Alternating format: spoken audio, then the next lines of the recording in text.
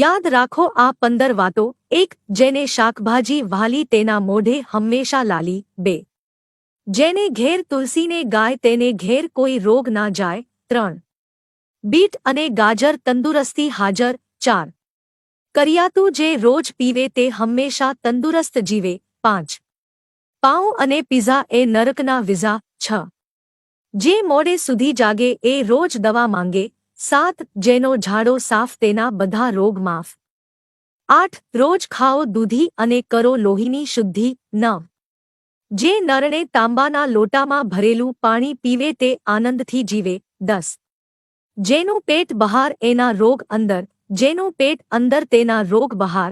1. જે ખાય ટામેટા, કારેલાને કાકડી તેની તબિયત રહે ફાકડી. 12. જે રોજ ખાય પૂરી પકોડી તેની હાલત થાય કફોડી. 13. જે ખાય ઈંડું તેની તબિયતના નામે મીંડું. 14. બીડી, તમાકુ અને ગુટકા લાગે બીમારીના ઝટકા. 15. રોજની 108 તાળી પાડો અને 108 એમ્બ્યુલન્સથી બચો.